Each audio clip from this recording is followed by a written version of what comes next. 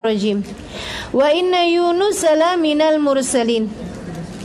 Surat As-Saffat ayat 139. Wa inna Yunus minal mursalin. Wa inna Yunus, dan sesungguhnya Nabi Yunus, minal mursalin, benar-benar salah satu dari para rasul-rasul, salah satu dari para utusan-utusan. Id abaqa ilal fulkil mashhun. Id abaq, ketika beliau kabur, ketika beliau lari dari kaumnya. Ketika beliau larinya itu belum tentu lari ya, maksudnya kabur, meninggalkan. Ilal fulkil mashhun, naik ke kapal yang penuh. Fasaham, beliau kemudian bergabung. Saham itu berarti dari kata-kata bahasa Arab ya ini ya. Kamu punya saham nggak di sini? Gitu kan ya, ada sahamnya. Fasahama, maka beliau bergabung di kapal tersebut. Wa kana minal mudhadin, dan beliau termasuk di antara orang-orang yang tenggelam. Faltaqamahu al-hut wa huwa mulim. Nah, ketika dia ditenggelamkan tadi itu, faltaqamahul hut, dia kemudian ditelan al-hut oleh ikan hut. Ikan hut itu ikan paus. Wa huwa mulim, dan dia dalam keadaan mulim, mencela dirinya sendiri, maksudnya menyalahkan dirinya sendiri. Falaula annahu minal musabbihin, andai saja dia tidak termasuk dari kelompok orang-orang yang bertasbih, andai saja dia tidak bertasbih, lalabitha fi batnihi, niscaya dia akan tinggal di perutnya ikan itu, ila yaumi yub'atsun, sampai hari dibangkitkan. Tapi karena dia bertasbih, dia pun dikeluarkan. Fanabadnahu bil ara, maka kami melemparkannya ketika keluar dari perut ikan itu, bil ara, di gurun pasir, di pantai tapi nggak ada pohon-pohonnya. Bil ara wa huwa saqim, dia dalam keadaan sakit. Wa ambatna, maka kami tumbuhkan alaihi, untuk Nabiullah Yunus, syajaratan, tanaman, min yaqtin, dari pohon yaqtin. Wa arsalnahu ila mi'ati alfin aw yazidun, kembali kami utus dia kepada 100.000 orang, aw yazidun, atau lebih, kembali kepada kaumnya. Fa amanu, mereka kemudian beriman. Famatta'nahum ilahin, kami bahagiakan, kami senangkan, kami damaikan negerinya, ilahin, sampai pada waktu yang telah ditentukan. Nainawi namanya, Nainawa tempatnya, Nainawi, orang yang tinggal di Nainawa. Nama daerahnya tempat Nabi Allah Yunus bin Matta diutus. Teman-teman sekalian saya muliakan, dicatat, siapa tahu keluar ujian. Jadi ada sebuah kampung, sebuah kota yang sangat damai, namanya Nainawa. Di sanalah Nabi Yunus tinggal. Beliau tinggal, dibesarkan di keluarga yang baik, bersama dengan masyarakat yang saling kenal satu sama lain. Kemudian satu hari Allah Subhanahu wa taala mengutus Nabi Allah Yunus, maksudnya diturunkan wahyu kepada Nabi Yunus, mengajak kaumnya untuk beriman. Orang Nainawa nih baik-baik teman-teman sekalian, tapi diajakin beriman kagak mau ikut. Megelin gak? Gitu ya. Tapi baik-baik, maksudnya perlakuannya kepada Nabi Yunus. Itu kan ada kaum-kaum yang lain-lain tuh kan, ada yang nabinya dilempar, ada yang nabinya dikucilkan, ada yang nabinya didebatin, ada yang ini enggak gitu. Jadi kalau Nabi Yunus ngomong, mereka tapi beriman kagak. Gitu kan ya. Sampai setahun, 2 tahun, 3 tahun, lama-lama Nabi Yunus nih kayaknya enggak ada prospek nih di Nainawa. Enggak ada hasil nih di Nainawa.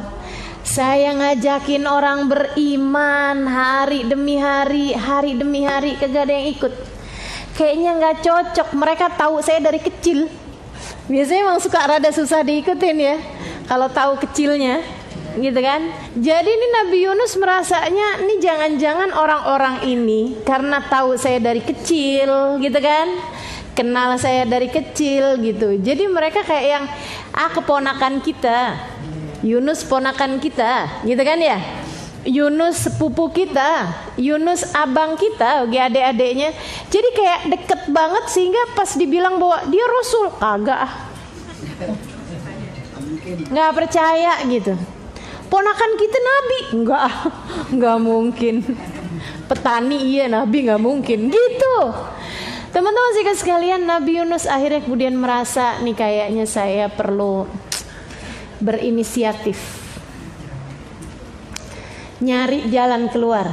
Gimana ya? Melebarkan sayap aja dah. Tinggalin Nainawa, saya berdakwah di tempat yang lain. Nah ini teman-teman sekalian, kita belajar dari Nabi Yunus ini satu hal ya. Jangan nyari jalan keluar seenak akal pikiranmu sendiri. Apa-apa itu diistikharowin. Jangan mikir seenak-enakmu sendiri. Kayaknya bagusnya begini, kayaknya bagusnya begini. Yang dicari bukan bagus menurutmu, akan tetapi menurut Allah. Teman-teman saudaraku sekalian, gak bisa, kita gak bisa milih. Sebab bukan pilihan. Ada banyak hal dalam hidup kita nih bentuknya bukan pilihan. Jadi kemudian kalaupun pilihan juga gitu ya, kita nggak tahu yang mana yang baik. Makanya kalau doa itu jangan suka ngatur. Kalau minta sama Allah jangan suka ngatur. Ya Allah, jodohkan saya sama fulan. Ya Allah, kalau ternyata dia bukan jodoh saya, carikan saya orang yang kayak fulan. Mukanya, orangnya, akhlaknya, pendidikannya. Ya Allah, daripada repot-repot fulan aja dah. Maksa tuh ya. Jangan gitu. Ya Allah, masukkan anakku di universitas ini. Itu maksa tuh. Gimana coba? Kamu gak pernah tahu yang mana yang baik buat anakmu, yang mana yang baik buat dirimu. Kamu gak pernah tahu, teman-teman saya sekalian. Gak tahu kita. Karenanya apa-apa beristikharah. Jangan jauh-jauh dari istikharah.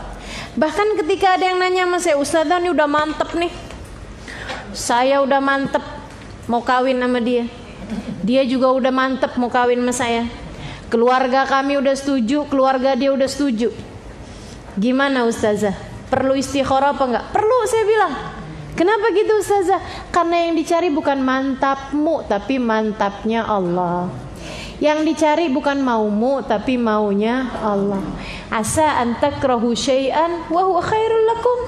Berapa banyak kamu membenci sesuatu, nggak kepengen sama sesuatu, ternyata sesuatu tersebut baik bagimu. Asa antuhibbu syai'an wa huwa syarrul lakum. Berapa banyak hal yang kamu menyukainya, ternyata itu adalah buruk bagimu. Nabi Yunus pikir, daripada nggak dipercaya sama orang di Nainawa, daripada kemudian orang-orang nggak pada beriman sama saya tinggalin aja dah kaum saya nih, nyari kaum yang lain. Itu sepemikirannya Nabi Allah Yunus alaihissalam. Kelihatannya bijak, tapi yang dicari bukan bijaknya akal kita, teman-teman saudaraku sekalian. Yang dicari bukan benar versi kita. Sebab yang menurut kita benar, menurut Allah belum tentu. Gitu kan ya? Beristikharahlah. Minta bimbingan sama Allah. Ya Allah, ini bagusnya gimana ya Allah, gitu. Ustazah boleh gak sih istikharah jodoh padahal belum ada yang lamar? Itu sama aja kayak booking gedung belum ada yang minta. Udah booking gedungnya, udah bikin undangannya, yang bagian laki-lakinya dikosongin namanya. Yang ngapain gitu ya? Ngapain? Nah itu nggak perlu, teman-teman saya sekalian.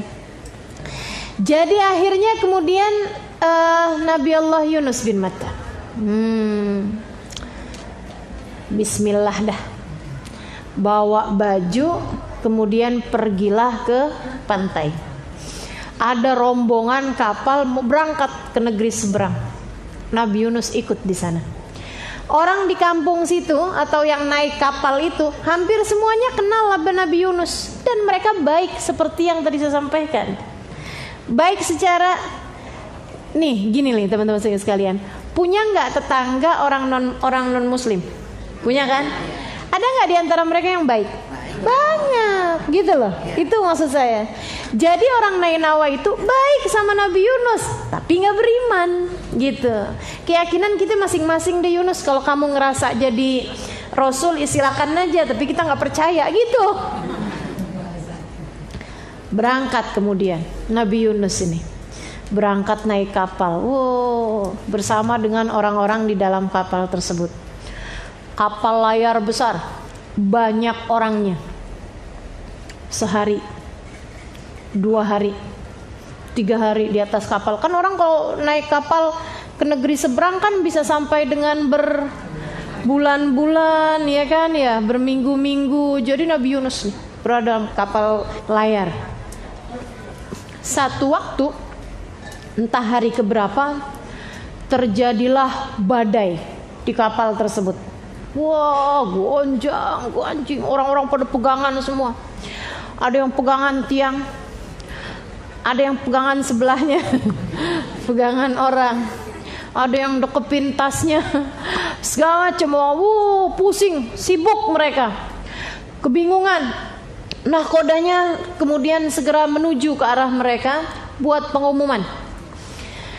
Dia bilang, mohon maaf, saya mau ngasih pengumuman. Ini bukan musimnya badai. Ini bukan daerah tempatnya badai. Saya udah puluhan bahkan ratusan kali lewat di sini, aman-aman aja. Bukan tempatnya badai, bukan waktunya badai. Dia bilang, jadi kalau terjadi badai yang seperti ini, ada seseorang yang seharusnya nggak ada di kapal sini, ikut naik di atas kapal sini. Dia harus kita lemparkan keluar kapal sehingga semuanya bisa selamat. Maksudnya kecuali dia ya, dianya nggak selamat kan gitu. Nabi Yunus begitu dibilang, ada orang yang seharusnya nggak ada di kapal sini, dia ikutan di kapal sini. Nabi Yunus udah berasa, nih kayaknya gue nih. Gue banget nih katanya gitu ya. Saya nih pantasnya nih. Orang pada nanya, maksud kamu yang gak pantas ada di kapal tapi ada di kapal itu siapa? Dia bilang, bini kabur dari lakinya. Kata Nabi Yunus, itu saya bukan. Soalnya Nabi Yunus laki-laki. Ada istri kabur dari suaminya. Nah ibu-ibu, kalau kabur dari suami jangan naik kapal. Hati-hati loh, gak selamat takutnya. Naik apa kira-kira? Naik pesawat? Serem juga ya. Naik apa? Naik Gojek. Berarti deket tuh ya kaburnya. Jangan kabur ya Allah. Ini jangan-jangan yang hadir pengajian ada yang kabur nih. La ilaha illallah. Kalau yang kabur balik ya ntar ya. Teman-teman sekalian, jadi dia bilang nih ada istri yang kabur dari suaminya, atau ada budak yang kabur dari majikannya. Ada budak yang lari dari majikannya. Nabi Yunus merasa, ini dia nih saya nih. Saya lari dari majikan saya. Jadi katanya si awak kapal ini, katanya si nahkodanya bilang, ayo siapa di antara kalian yang merasa sesuai dengan kriteria saya tadi, maju. Nabi Yunus maju. Saya. Kamu Yunus bin Matta? Oh bukan kamu nak. Bukan kamu orangnya. Sana. Saya ngerasa seperti itu. Enggak, bukan kamu. Kamu bukan budak. Dan kamu pastinya bukan istri. Jadi silakan masuk ke dalam. Tapi saya orangnya dia. Enggak, percaya saya. Nabi Yunus ya, dibilang nabi orang agak percaya. Dibilang Ngaku salah, orang nggak percaya juga. Udah, kalau gitu kita undi aja. Semua dari kalian masing-masing sebutin namanya, ditulis. Jadi nih masih lagi kapal limbung nih. Wah, ada yang nulis. Saya bayanginnya begitulah kurang lebih ya. Kan susah banget tuh mau ngapa-ngapain kalau kayak gitu. Saya bayangin apalagi kalau yang ada di kapal situ orang Tebet. Di pojokan nahanin kencing. Kan ada tuh orang kalau panik langsung kebelet ya enggak? La ilaha illallah. Akhirnya kemudian dimasukkanlah nama-nama tersebut di dalam sebuah tempat untuk diundi. Saudara sekalian saya muliakan, diundilah kemudian. Set dikocok, dibuka, kemudian Yunus bin Matta. Kata Nabi Yunus, apa gue kate? Apa saya bilang? Oh nggak mungkin nih, salah nih kayaknya. Udah masukin lagi, kocok lagi yang benar, kocok lagi. Keluar lagi yang kedua, Yunus bin Matta. Nabi Yunus tambah mepet ke pinggiran. Dia bilang sekali lagi untuk memastikan. Kocok lagi, set keluar Yunus bin Matta. Itu saat-saat lagi ngocok-ngocok begitu, Allah utuskan seekor hut, seekor ikan paus yang sangat besar sekali. Sana lagi jemput Yunus. Badannya gede banget kan. Itu dia lewat di tengah lautan aja kayak bikin gempa gitu. Wow, Masya Allah. Sampai ketika kemudian 3 kali dikocok, keluarlah Yunus bin Matta. Nabi Yunus pun diangkat, dilemparkan. Pas barengan Nabi Yunus dilemparkan, ikannya kemudian buka mulutnya, masuk, blebek. Ya, harus ada efeknya ya di belakang. Jadilah Nabi Yunus di dalam perut ikan. Ya Allah, pasti enggak nyaman.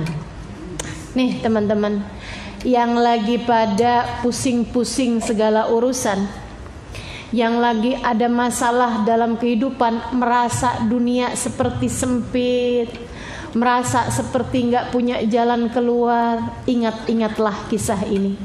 Seapa-apanya sempitmu, Nabi Yunus dalam perut ikan lebih sempit lagi. Seapa-apanya gelapmu, Nabi Yunus dalam perut ikan berada dalam kegelapan yang paling gelap sekali. Habisnya Nabi Yunus berada dalam perut ikan, kemudian ikannya langsung masuk ke dalam lautan. Habis itu diem aja di dasar lautan. Dah, dalam aja gitu. Tinggallah Nabi Yunus. Kebayang gak teman-teman kayak apa susahnya berada dalam perut ikan. Kita kalau lagi sumpek-sumpek nih kayaknya, kalau lagi gak enak gitu kan, bikin teh, duduk minum teh enak nih, gitu kan ya. Masih bisa pergi ke dapur bikin teh, kan gitu ya. Seapa-apanya kita dalam keadaan galau masih enak, masih ada yang bisa kita kerjakan gitu. Kebayang kayak apa Nabi Yunus, teman-teman saudaraku sekalian, nggak bisa milih menu. Kok bisa ke menu saya ya? Maksudnya itu loh, mau makan nggak ada yang dimakan, mau minum nggak ada yang diminum, sempit, gelap, nggak bisa ngatur badannya sendiri. Kebayang dalam perut ikan loh ini teman-teman. Kalau ikannya kemudian kalau ikannya kemudian masukin makanan, set Nabi Yunus yang makanannya ikan itu kan ikan-ikan kecil. Kebayang kayak apaan Nabi Yunus kena tusuk-tusuk durinya ikan. Belum lagi kalau ikannya bersendawa. Nabi Yunus ya udah maju ke depan. Idza akhraja yadahu lam yakad yarah. Nabi Yunus keluarin tangannya, nggak kelihatan tangannya. Sebelah mana di tangannya? dari gelapnya dalam perut ikan, fi dulumatin salas, kata Allah Subhanahu wa taala. Nabi Yunus nih berada dalam 3 kegelapan. Gelapnya perut ikan, gelapnya lautan, gelapnya malam, teman-teman sekalian. Udah nggak kelihatan apa-apa, nggak ada apa-apaan. Nabi Yunus dalam perut ikan, kebayang tuh. Idh abaqa ilal fulkil mashhun, ketika Yunus kabur menuju naik ke atas kapal yang penuh. Fasaham, dia bergabung di sana. Fakana minal mudhadin, dia kemudian malah ditenggelamkan. Faltaqamahul hut, dia pun ditelan oleh seekor ikan paus. Wahuwa mulim, dalam keadaan nggak enak, dalam keadaan sangat tidak nyaman. Ya iyalah, apa nyamannya dalam perut ikan. Sampai dalam perut ikan itu Nabi Yunus dari yang asalnya, duh nasib nggak enak bener nih, kan begitu? Aduh nasib, jadi nabi nggak enak nih ternyata. Pindah profesi gimana caranya ya? Dari yang beliau menyalahkan keadaan, kenapa sih juga nih kaum saya nggak pada beriman? Coba mereka pada beriman kan saya nggak memutuskan kabur. Andai saja mereka beriman, saya nggak akan kabur. Kalau saya nggak kabur, saya nggak naik kapal. Kalau saya nggak naik kapal, nggak ada badai. Kalau nggak ada badai, saya nggak akan dilempar ke lautan. Kalau saya nggak dilempar ke lautan, saya nggak akan ada dalam perut ikan. Kita kan suka kayak gitu orangnya. Coba aja saya dulu nggak ketemu sama dia, saya nggak bakalan kawin sama dia.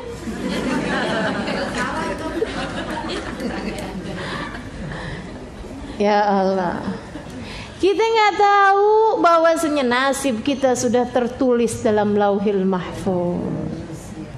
Semuanya ada pembelajaran buat kita sekalian, teman-teman saudaraku sekalian. Jadi Nabi Yunus dari yang jelek, kemudian menyalahkan kaumnya, sampai kemudian berada dalam pemikiran, yaitu sesudah sehari 2 hari dalam perut ikan. Ya Allah, teman-teman saudara sekalian, Nabi Yunus dalam perut ikan nih, dari mulai dia menyalahkan kaumnya, kemudian lagi menyalahkan dirinya sendiri, dan berhari-hari dalam keadaan seperti itu. Saudaraku sekalian, orang berada dalam kepanikan itu detik demi detik berasa loh. Berasa, berbeda dengan orang yang lagi tidur misalnya, kan begitu ya? Atau berada dalam kesenangan misalnya, tiba-tiba udah sore aja, udah malam aja, udah bulan ini aja, udah mau deket ini, kan gitu tuh. Kita nggak berasa karena kita berada dalam keadaan yang menyenangkan. Alhamdulillah.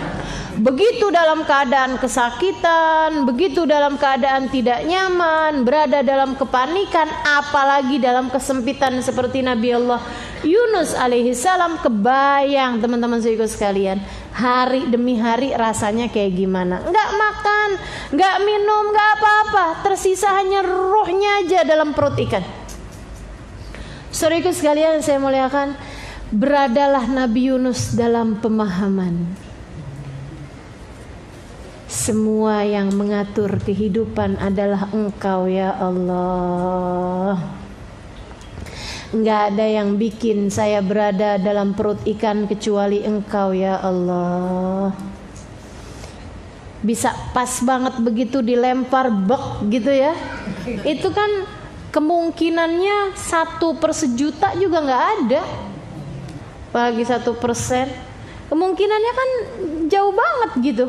Tapi ini bisa jadikan seperti itu karena memang Allah berkehendak. Innama amruhu idza arada syai'an ayyaqula lahu kun fayakun. Semuanya Engkau juga ya Allah. La ilaha illa anta. Tidak ada pengatur kehidupan melainkan Engkau. La ilaha illa anta. Nabi Yunus kemudian berada dalam pemikiran apapun yang Allah tetapkan adalah yang terbaik. Karena Allah Maha Agung, karena Allah Maha Mulia, karena Allah maha luhur, karena Allah maha tinggi. La ilaha illa anta, ya Allah, tidak ada pengatur apapun kecuali Engkau, tidak ada Tuhan pemilikku kecuali Engkau, tidak ada Tuhan pemilik umat saya kecuali Engkau, tidak ada yang mengatur kehidupan ini kecuali Engkau, termasuk yang membuat aku berada dalam perut ikan ini juga Engkau ya Allah. Dan aku tahu bahwa apapun keputusanmu adalah yang terbaik, sebab subhanak, Engkau adalah zat yang maha agung. Inni kuntu minadh dhalimin. Ngaku saya ya Allah, sayanya yang salah, sayanya yang gak benar. Diutus kepada orang Nainawa, malah saya mikir-mikir sendiri mau cari umat yang lain. Saya nih ya ampun, jadi hamba kayak begini amat, gak benar saya ya Allah. Inni kuntu minadh dhalimin. Aku mengakui bahwa aku adalah seorang hamba yang zalim, seorang hamba yang berbuat salah, seorang hamba yang tidak mengerti apa yang seharusnya dilakukan. Saya yang bodoh, saya yang naif, saya yang jahil, saya yang durhaka, saya yang tidak patuh, saya yang salah, saya yang berdosa. La ilaha illa anta subhanaka inni kuntu. Teman-teman sekalian, seperti yang tadi saya sampaikan, belajar dari Nabi Yunus yang pertama adalah bahwa jangan suka nyari jalan keluar semaumu sendiri. Tanya sama Allah Subhanahu wa taala, ini jalan keluarnya gimana ya Allah? Beristikharahlah, berdoalah, minta dikasih jalan keluar, minta dikasih pilihan-pilihan yang terbaik. Kan begitu kan? Saudara sekalian saya muliakan, pahami itu. Itu yang pertama. Kalau kita mikir jalan keluar kita sendiri, suka salah-salah kita. Karena akal pikiran kita nih kerdil, teman-teman saudara sekalian. Kita nggak cukup pinter untuk memikirkan hikmah di balik setiap kejadian, nggak cukup ngerti kita. Jadi minta sama Zat yang Maha Mengerti untuk memberitahukan kepadamu. Apa-apaan nanya sama Allah Subhanahu wa taala, apa-apaan minta sama Allah buat dikasih yang terbaik. Jangan suka ngatur Allah. Itu satu. Kemudian dari Nabi Yunus, ini kita belajar tentang jalan keluar yang benar. Teman-teman sekalian, dalam hidup kita pasti sama Allah Subhanahu wa taala dikasih pembelajaran-pembelajaran, walaupun skalanya enggak dengan dimasukkan ke dalam perut ikan seperti Nabi Yunus. Tapi pasti dalam hidup kita nih ada permasalahan-permasalahan yang membuat kita berada dalam keadaan yang tidak nyaman. Gitu kan ya? Rumah tangga yang saling ribut, suami sama istri, anak sama orang tua yang bergaduh, yang berantem. Kemudian lagi kamu menghadapi anakmu juga, anak yang kemudian memikirkan untuk kabur dari rumah. Kita sebagai ibunya pegel, kan begitu tuh. Ada aja dalam kehidupan ini segala macam permasalahan. Belum lagi dirimu dengan suamimu, ketika kamu mendapati ternyata suamimu buka cabang, buat yang lain misalnya gitu. Ada banyak hal dalam kehidupan yang terjadi tidak seperti inginmu, bukan begitu? Kan gitu? Pasti nih ibu-ibu langsung iya begitu habis saya bilang urusan buka cabang. Khair insyaallah. Teman-teman sekalian saya muliakan, ada banyak kejadian dalam kehidupan kita terjadi tidak seperti yang kita mau, terjadi tidak seperti yang kita inginkan. Begitu kan ya? Ada aja dalam kehidupan ini. Fahamilah makna la ilaha illa anta subhanaka inni kuntu minadh dhalimin. Itu 3 hal tersebut adalah kunci, teman-teman saudara sekalian. Allah akan memberikan kepadamu seindah-indah jalan keluar. Apa itu? Yang pertama, fahamilah pengatur kehidupan Allah satu. Kamu diberi kayak gitu, Allah yang ngatur. Bukan wah ini nih karena saya andai nggak begini nih saya nggak bakalan begini, andai nggak ini ada aja. Nggak gitu saudaraku sekalian, nggak kayak begitu. Bahkan ketika ada orang meninggal dunia bukan karena sesuatu, memang semuanya udah aturan dari Allah Subhanahu wa taala. Nggak akan kalau aja dia begini, palingan dia masih hidup. Nggak gitu. Andai dia nggak sakit dia masih hidup, nggak ada ceritanya. Justru karena dia harus meninggal dunia, Allah kasih penyebabnya. Umurnya, ajalnya semuanya udah ditetapkan sama Allah Subhanahu wa taala. Dan itu ya teman-teman sekalian, menyalah-nyalahkan keadaan, menyalah-nyalahkan nasib, menyalah-nyalahkan diri sendiri adalah seburuk-buruk penyesalan dan membuat kehidupanmu menjadi sangat-sangat tidak nyaman. Itu puncak segala depresi. Penyebabnya depresi itu. Saya pernah diundang mengadakan seminar bersama dengan para ibu-ibu yang anak-anaknya banyak, yang hampir semua yang hadir adalah ibu-ibu yang punya anak autis. Di Singapura, diundang sebagai pembicara di sana. Saudara sekalian, rata-rata banyak di antara mereka yang ketika punya anak autis itu kemudian suami istri pisah. Suami yang menyalahkan istri, ini gara-gara kamu nih, kamu waktu hamil kebanyakan anak jadi anak mecin. Begitu ya, wah macem-macem gitu. Si istri yang kemudian menyalahkan suaminya, kamu sih bang selingkuh di saat saya lagi hamil, saya kan jadi depresi. Waduh, macem-macem, panjang urusannya, nggak kelar-kelar selagi belum ketemu la ilaha illa anta. Ketika datang seorang di antara mereka habis selesai acara, ustazah anak saya autis, saya begini begitu segala macam gitu. Kesian saya ngelihatnya. Saya kemudian bilang sama dia, kamu harus tahu satu hal. Itu anakmu autis bukan salah kamu. Bukan salah kamu. Tapi ustazah saya nggak ada. Semuanya adalah aturan dari Allah Subhanahu wa taala. La ilaha illa anta. Bukan salah kamu, saya bilang. Nggak ada. Nggak salah kamu, nggak salah suami kamu. Nggak ada. Allah karuniakan anak berkebutuhan khusus kepadamu karena Allah tahu kamu mampu menghadapinya. Karena Allah tahu kamu adalah seorang perempuan yang kuat, mampu menanggung ujian yang sebesar itu. Kamu pasti akan dapat membawa anak ini kepada kebahagiaan. Dah nggak usah ngarep anaknya itu bakalan jadi orang yang normal atau apa gitu ya. Nggak ada, saya bilang. Kamu cukup ngerjain satu hal aja, buat anak tersebut merasa disayang sama orang tuanya. Teman-teman sekalian saya muliakan, saya bilang kayak begitu, ya Allah, nangisnya sampai kayak gimana. Karena memang selama ini dia selalu merasa bahwa itu adalah salah dia. Gitu. Nggak gitu ceritanya. Kamu jangan terus-terusan berandai-andai. Coba aja saya nggak begini, pasti bakalannya nggak begini. Kalau saya begini, pasti bakalannya begini. Nggak ada ceritanya, saudaraku sekalian, nggak ada ceritanya. Itu benar-benar murni Allah Subhanahu wa taala punya aturan.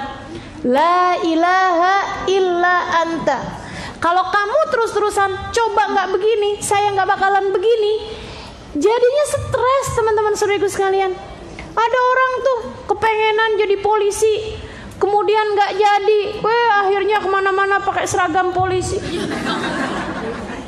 Lihat orang di rumah sakit jiwa tuh, apa menurutmu sebabnya? Kalau tidak karena tidak terima dengan keputusan-keputusan Allah, lupa bahwa itu semuanya adalah kehendak dari Allah. Ada yang kemana-mana bawain guling, dikirain anaknya gitu ya, tenang nak, karena pernah kebakaran rumahnya, dia kemudian mau menyelamatkan anaknya, keliru, dibawanya guling. Itu memang sesuatu hal yang tekanan berat, ujian yang sangat berat. Tapi teman-teman saudaraku sekalian yang saya muliakan, yaitu sekali lagi kita mesti ingat makna la ilaha illa anta. Enggak ada sesuatu terjadi kecuali semuanya adalah aturan dari Allah, sebab tidak ada Tuhan pengatur kehidupan kecuali Allah Subhanahu wa taala. Balikin sama Allah, balikin sama Allah. Gitu ya. Dan mohon maaf ya, menjadi gila itu juga salah satu dari rahmatnya Allah. Ketika Allah lihat nih kesian hidupnya. Jadi orang normal menderita mulu, digilain aja biar bahagia. Orang gila bahagia-bahagia. Betul nggak? Makanya jangan suka sedih ya. Takutnya gila.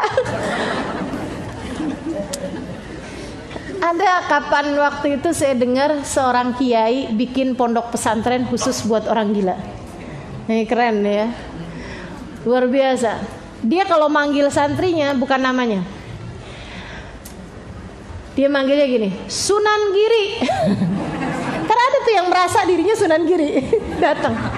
Sunan Kalijogo, tak ada yang merasa dirinya Sunan Kalijogo. Ada satu enggak ini. Kamu kok enggak? Saya Nabi Muhammad. Iya. Ya Allah, ya Allah. Jadi teman-teman sekalian, fahami makna la ilaha illa anta. Katanya Imam Al-Haddad dalam salah satu qasidahnya, laulam lima qauludil hamaq. Andai jika aja kata-kata seperti itu adalah qauludil hamaq, ucapan orang bodoh, ucapan orang yang enggak ngerti makna la ilaha illa anta. Enggak ada penentu apapun kecuali Allah. Kecuali Allah. Subhanak. Fahami makna yang keduanya. Apapun keputusan Allah adalah yang terbaik. Sebab Allah adalah zat yang maha agung, maha suci, maha mulia. Teman-teman saudaraku sekalian yang saya muliakan, dokter aja kalau profesional dia tahu persis kok ini pasiennya nggak boleh kena ini, nanti kalau ini begini, kan begitu tuh. Iya.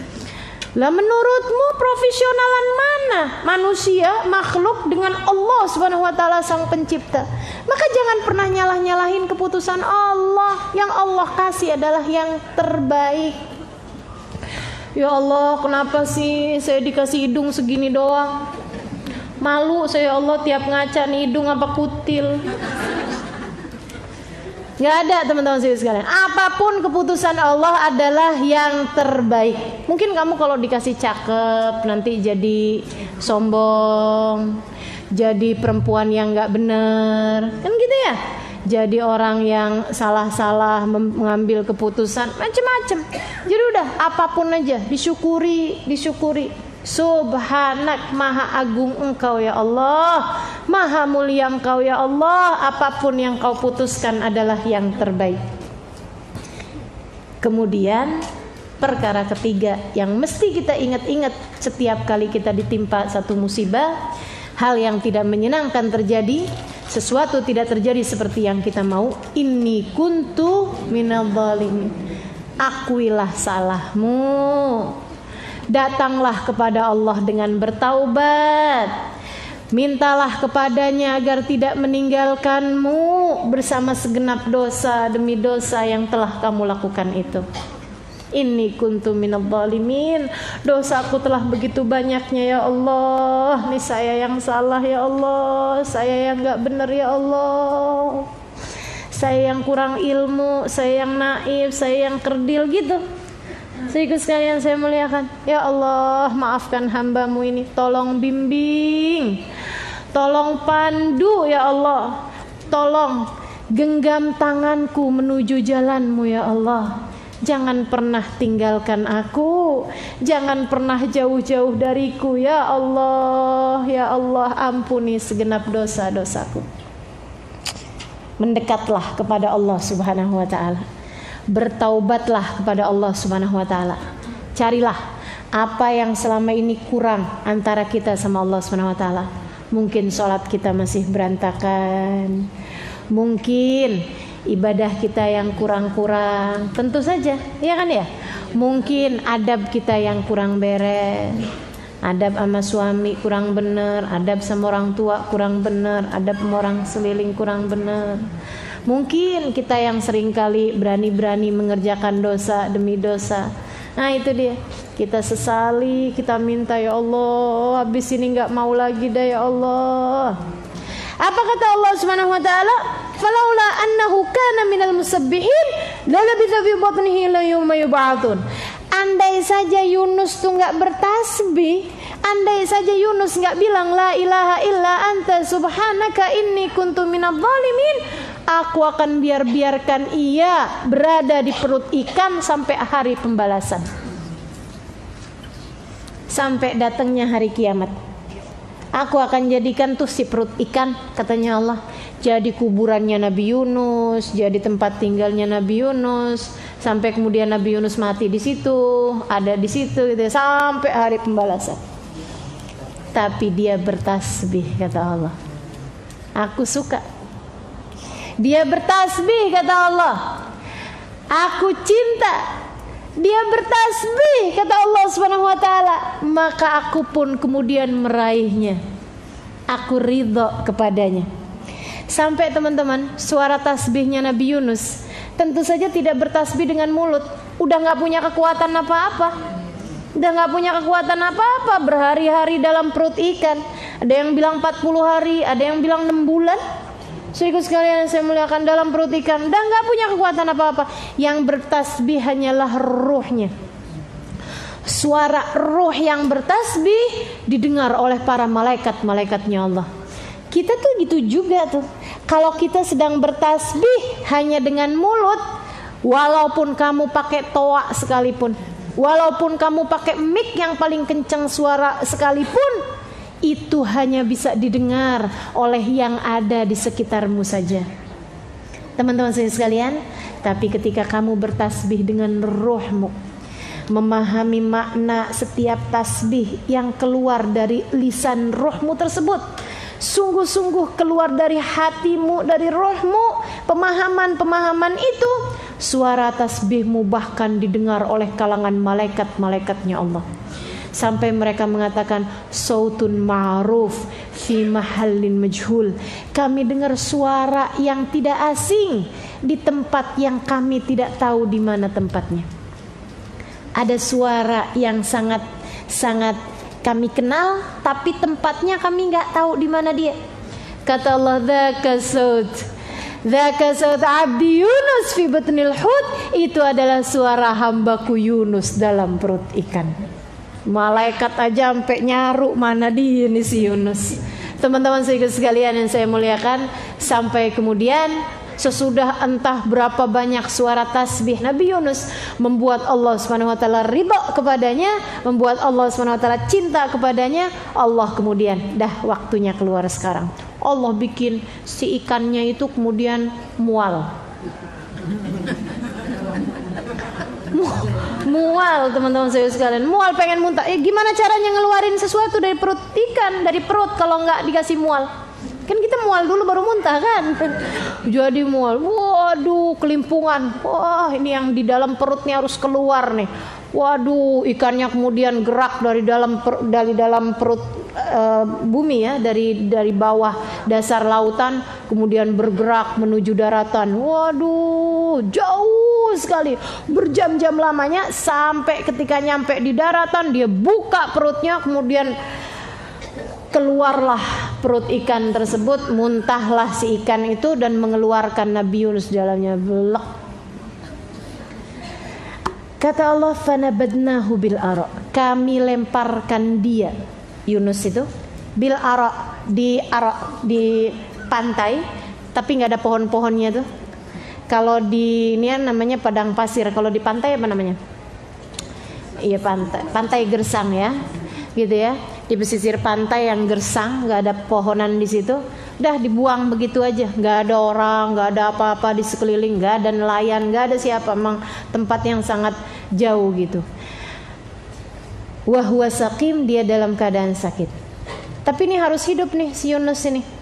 Gimana nih? Ini pelajaran ketiga teman-teman saudaraku sekalian. Sesudah yang pertama, jangan suka nyari jalan keluar sendiri. Yang kedua, tuh jalan keluar udah dikasih tahu sama Nabi Yunus. Ya kan ya? La ilaha illa anta subhanaka inni kuntu minadz zalimin. Saudaraku sekalian, faham pengatur segala sesuatu adalah Allah, faham bahwa apapun yang Allah SWT tetapkan adalah yang terbaik. Yang ketiga, gantungan sama Allahnya, kembalilah kamu kepadanya, ngakulah bahwa kamu adalah seorang hamba yang penuh dengan dosa-dosa, untuk kemudian kamu kepengen deket sama Allah SWT dan kembali padanya. 3 hal itu. Kalau udah 3 hal tersebut kemudian diberikan, Allah akan berikan jalan keluar. Dan teman-teman saudaraku sekalian saya muliakan, wa ambatnahu alaihi syajaratan min yaqtin. Sakit, udah nggak berdaya, tapi dia harus hidup, maka Allah pun kasih penyebab-penyebab kehidupan. Dia nggak bisa menggerakkan bahkan ujung-ujung jarinya. Teman-teman saudaraku sekalian yang saya muliakan, apa nih yang bisa bikin dia kembali hidup? Makan. Gimana caranya mau makan?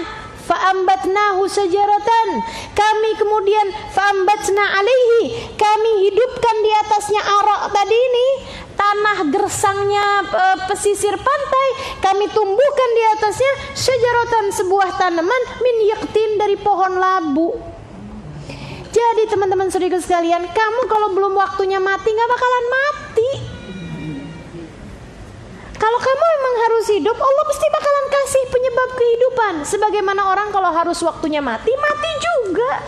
Walaupun cuman kepleset daun pisang, waktunya mati juga, ya gak? Jadi teman-teman sekalian, gak usah khawatir terhadap hal-hal yang seperti itu. Gantungan sama Allahnya mesti kuat. Dia harus hidup, Allah berikan kepadanya penyebab kehidupan. Rizki, kalau kamu nggak bisa nyampe kepada rizki, rizki bisa sampai kepadamu. Tenang aja, tenang aja. Jadi ini Nabi Yunus nggak bisa nyampe kepada rizkinya. Rizkinya yang Allah sampaikan kepada Nabi Yunus. Nabi Yunus ketika sadar, teman-teman sekalian, tuh Allah hidupin pohon itu ya, pohon yaqtin. Nabi Yunusnya pingsan berapa waktu gitu, bahkan mungkin berapa hari Nabi Yunus pingsan di situ. Teman-teman sekalian, Allah hidupin pohonnya itu yaqtin tadi itu ya, pohon buah labu itu kayak melon gitu, dihidupin set, buahnya kemudian dihidupin dekat kepalanya Nabi Yunus. Set. Nabi Yunus melek mata. Pas banget buahnya tuh di mulutnya Nabi Yunus. Itu tadi teman-teman sekalian, jika kamu tidak dapat meraih rizki, tenang aja. Kalau kamu harus menjalani kehidupan, rizki yang akan sampai padamu. Gak usah khawatir, gak usah khawatir. Jadi gak usah segitu-gitunya nyari rezeki, sampai yang haram-haram dikerjain, ya kan? Rezeki yang bakalan nyampe kepadamu teman-teman saudariku sekalian, bakalan nyampe. Kayak Nabi Yunus, rizkinya nyampe ke mulutnya di saat dia nggak bisa berusaha. Jadi Nabi Yunus jilat, lama-lama tambah dihidupin pas banget di mulutnya. Jadi udah tinggal ini aja, tinggal makan, gigit sampai habis satu buah tersebut. Ada kekuatan Nabi Yunus kemudian duduk, Nabi Yunus kemudian berdiri, Nabi Yunus kemudian berjalan. Terus beliau berjalan, teman-teman saudaraku sekalian, kemudian nanya sama orang, ini di mana sini? Ini di daerah pesisir. Daerah mana nih? Nainawa. Iya, balik lagi. Wa arsalnahu ila mi'ati alfin aw yazidun. Kami kembali mengutusnya kepada 100.000 orang, bahkan lebih dari orang Nainawa. Nah sekarang yang kedua ini, Nabi Yunus udah tahu caranya berdakwah. Nabi Yunus udah paham gimana caranya berdakwah, ngerti bahwa hidayah hanyalah milik Allah Subhanahu wa taala. Jadi ketika ngajak aja, urusan orang mau beriman apa nggak beriman urusannya Allah. Gitu ya. Nah itu di saat seperti itu Allah malah kasih keberkahan terhadap ajarannya. Jadi kalau mau ngajar aja, biarpun orang pada ngantuk nggak masalah. Yang datang banyak, yang datang dikit nggak masalah. Mau ngerti kagak ngerti nggak masalah, gitu kan? Yang penting udah nyampein gitu. Itu caranya. Sebab ilmu, manfaatnya, pengamalannya semuanya adalah milik Allah Subhanahu wa taala. Alaikal balagh.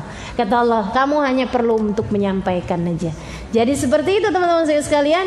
Nabi Yunus kemudian menyampaikan, fa'amanu, mereka kemudian menjadi beriman kepada Nabi Yunus. Beriman 1, 2, 3, 10 orang, 100 orang, 1000 orang, mi'ati alfin aw yazidun, lebih daripada 100.000 orang tersebut kemudian beriman kepada Nabi Allah Yunus. Sekampung semuanya beriman kepada Nabi Yunus. Famatta'nahum ilahin, kami pun jadikan kebahagiaan, kenyamanan di kampung tersebut sampai waktu yang telah ditetapkan. Shadaqallahul azim. Alhamdulillah. Indah ya kisah Nabi Yunus ini. Mudah-mudahan nih yang lagi pada punya masalah, yang lagi ada sesuatu hal terjadi tidak seperti yang diinginkan, apaan aja, kita mengingat kembali kejadiannya Nabi Allah Yunus dan tahu apa yang harus kita lakukan dalam kehidupan. Insya